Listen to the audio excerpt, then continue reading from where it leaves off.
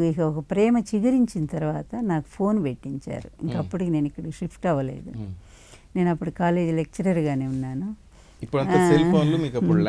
అసలు land line కూడా దొరికేది కాదు, సామాన్యులకు అసలు ఫోనే దొరికేది కాదు. విపి సింగ్ గారు ప్రధానమంత్రిగా ఉన్నారు అప్పుడు.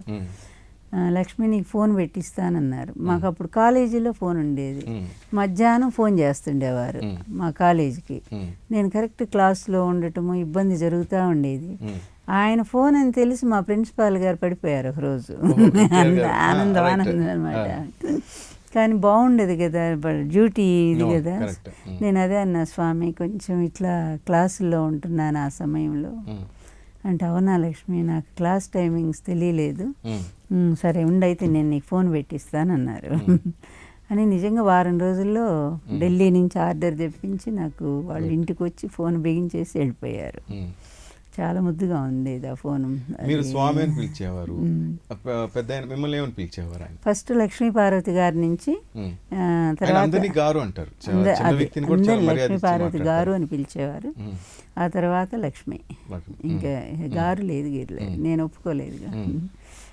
అసలు ఆయన కూడా పిలవలేదు గారు అని. తర్వాత లక్ష్మి లక్ష్మి లక్ష్మి, ఆ నోట్లో లక్ష్మి నామే ఉండేది. 45,000 కాదు, 3.5 లక్షలు. పెద్ద ఆయన అసలు పెద్ద ఆయన అసలు ఫోన్ బిల్స్ కట్టడం ఎప్పుడైనా చూసారా అని ఎవరు అన్నారు నాకు. ఎందుకంటే అంత గవర్నమెంట్ ల్యాండ్ లైన్సే కదా, ఆయన పెద్ద ఈయన చెయ్యరు కదా, అవతల వాళ్ళు చేస్తే మాట్లాడుతుండేవారు. 3.5 లక్షల బిల్లు కట్టేంత ఏం మాట్లాడుకున్నారు నాకేం తెలుసు ఆయన అంత బిల్లు కట్టారని. ఒక రోజు మొత్తం తీసుకొచ్చి పేపర్లు నాకు ఇచ్చారు. మన ప్రేమ విలువ ఎంతో చూసావా ఇదిగో అని చెప్పి.